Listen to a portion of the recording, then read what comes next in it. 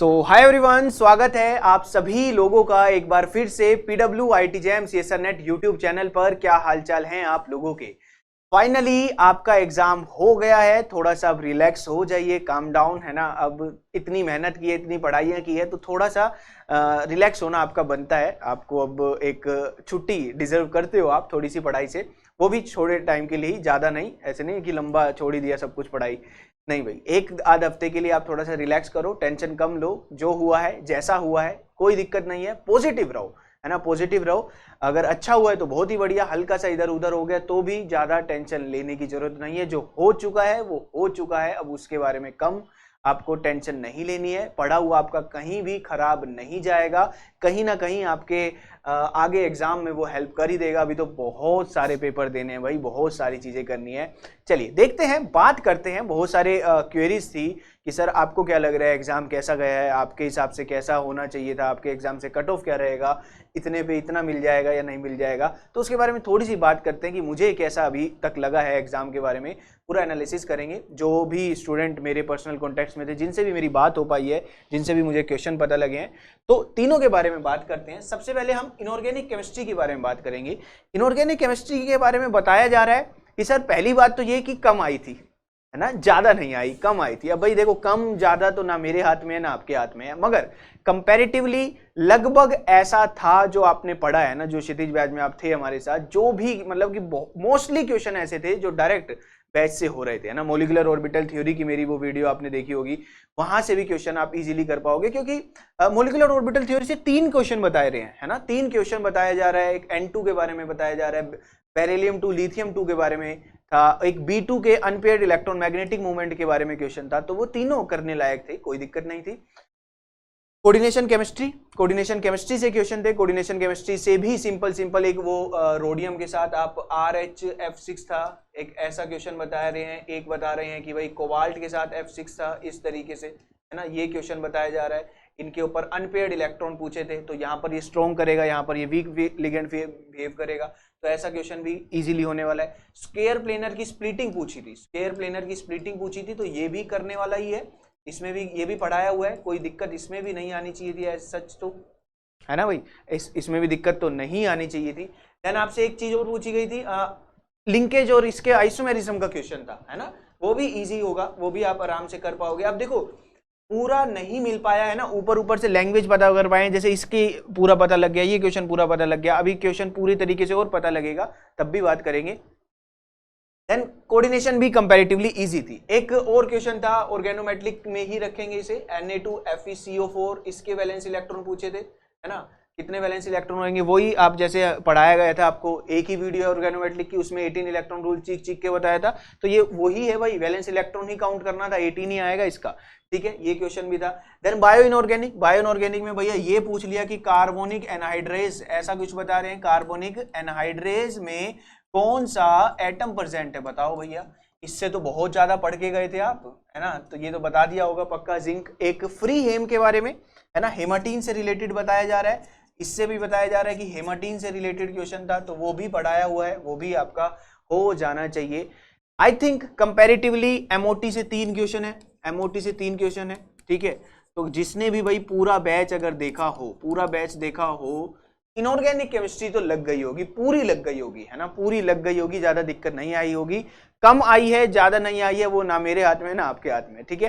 तो इसे हम कंपैरेटिवली इजी सेक्शन में ही रखेंगे, इनऑर्गेनिक केमिस्ट्री को हम इजी सेक्शन में ही रखेंगे कि भैया ये ज्यादा खतरनाक नहीं, ठीक ठाक ही हम इसको मान के चल रहे हैं, है ना, ठीक ठाक ही मान के चल रहे हैं। इतनी ही कई बार होता है कि एकदम रैंडम क्वेश्चन आते हैं। एक मेटलर्जी का बता रहे हैं, आया था क्वेश्चन, है ना, जो कि सालों से नहीं आया, तो वो थोड़ा सा, उतना तो चलेगा भाई, उतना तो एक्सपेक्ट करके चलो कि हर किसी का छूटा होगा, इतने में घबराने की जरूरत नहीं है, ठीक है, इतने में घबराने की जरूरत नहीं है, वो वाली कोई दिक्कत नहीं है, ठीक है। आगे चलते हैं।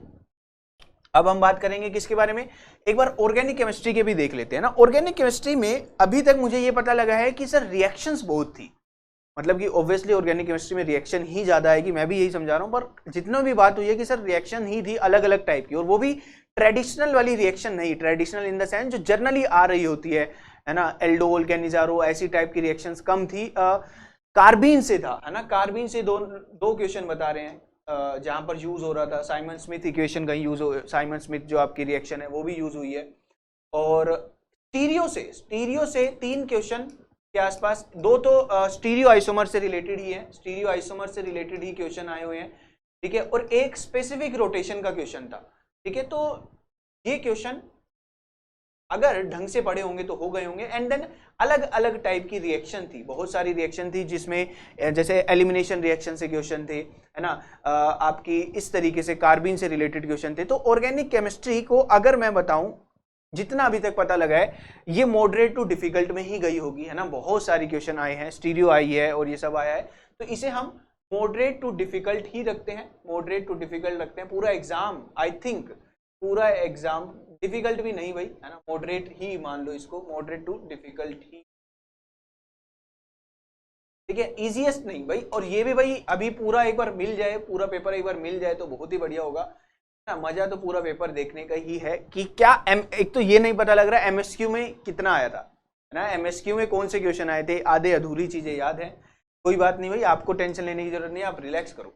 Then physical chemistry, physical chemistry में कुछ क्वेश्चन तो बिल्कुल स्ट्रेट थे ना, कोई उसमें दिक्कत ही नहीं थी, बिल्कुल सीधे क्वेश्चन थे, जैसे कि यूनिट, है ना, मोलर कंडक्टिविटी की आपसे यूनिट पूछ ली थी, सेकंड ऑर्डर काइनेटिक्स से सेकंड ऑर्डर का था, है ना, पैरेलल रिएक्शन से क्वेश्चन बता रहे हैं। और थर्मो में भी क्वेश्चन थे, थर्मो के क्वेश्चन थे, एक जूल थॉमसन का था, ये आई थिंक एमएसक्यू में होना चाहिए, या जूल थॉमसन जो आपका एक्सपेरिमेंटल होता है, जूल थॉमसन से क्वेश्चन था। देन आपका आइसोथर्मल से क्वेश्चन था, आइसोथर्मल का डेल्टा जी आपसे पूछी थी, है ना, ऐसा कुछ था डेल्टा जी। तो ये फिजिकल जो क्वेश्चन बिल्कुल सीधे थे वो तो आसानी से हो गए होंगे, जो क्वेश्चन बिल्कुल सीधे थे वो क्वेश्चन आसानी से हो गए होंगे। बाकी कुछ कह रहे हैं कि कैलकुलेशन पार्ट ज्यादा था, कैलकुलेटिव जा रहा था, थोड़ा सा लेंथी हो रहा था प्रोसेस, ठीक है। तो इसे भी हम भाई मॉडरेट में ही रखते हैं, मॉडरेट ही हम इसे रखेंगे, ज्यादा मुश्किल में नहीं रखेंगे, इसे आसान ही मानेंगे। तो मेरे हिसाब से अभी तक भाई मैंने जितना पेपर देखा है, इनऑर्गेनिक तो सबने अच्छे से की होगी, अगर सिली मिस्टेक्स ना किए हों।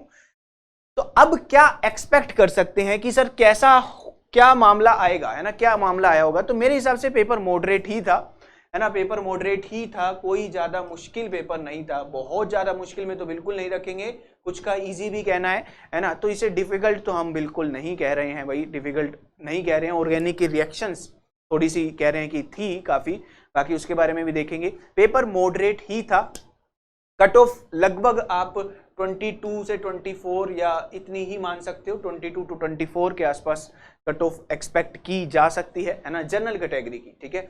वही सिनेरियो रह सकता है, वही सिनेरियो जो आपका रहता है कि अराउंड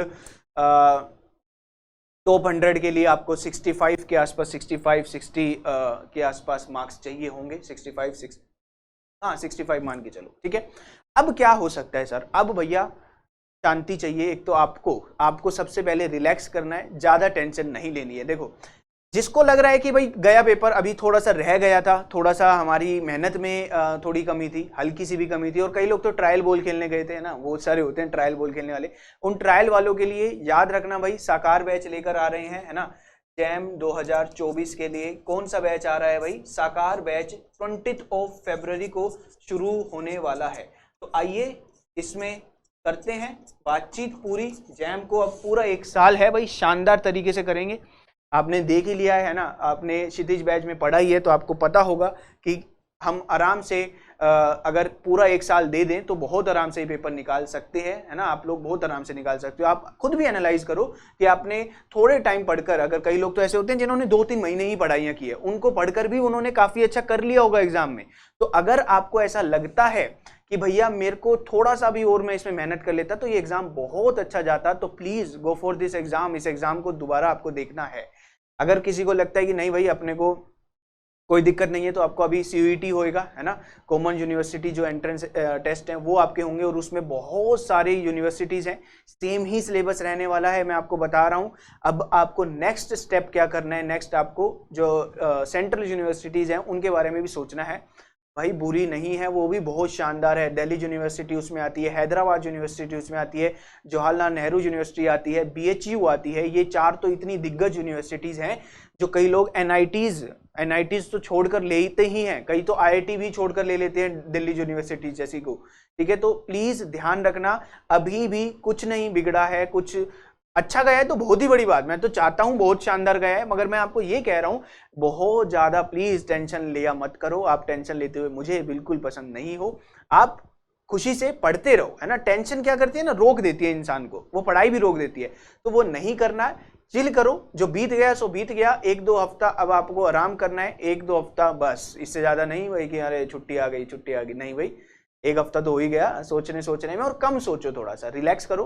पेपर जैसा गया है ना, सबके साथ ही एक, अगर ऑर्गेनिक थोड़ी सी कोई कह रहा है मुश्किल है तो सबके साथ थी, इनऑर्गेनिक इजी है तो सबके साथ इजी थी। हाँ, कई बार कईयों को लगता है ना कि ये इजी था, यहाँ सिली मिस्टेक हो गई, ये नहीं होनी चाहिए थी। कोई बात नहीं भाई, जो हो गया सो हो गया। ये जो पढ़ा है ये खराब नहीं जाएगा, इसको वापस से उठाना है। अभी और एग्जाम आ रहे हैं, उस एग्जाम की तैयारी करनी है। कॉमन यूनिवर्सिटीज जो टेस्ट हैं उनको देना है आपको, है ना। एक ही पेपर है और वो इंपॉर्टेंट है, बहुत पेपर इंपॉर्टेंट है। देन जो लोग जस्ट चेक करने गए थे कि कैसा बनाते हैं IIT वाले पेपर, उनके लिए जैम 2024 तैयार है, साकार बैच में मिलेंगे, बहुत सारी पढ़ाइयाँ करेंगे।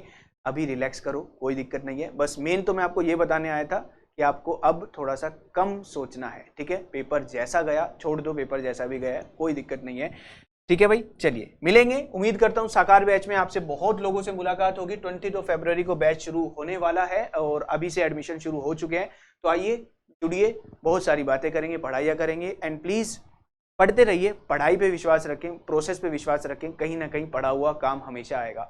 थैंक यू सो मच, अपना ध्यान रखिए, take care, please take care, है ना। मस्त रहिए, कोई दिक्कत नहीं है। Thank you so much, take care, bye.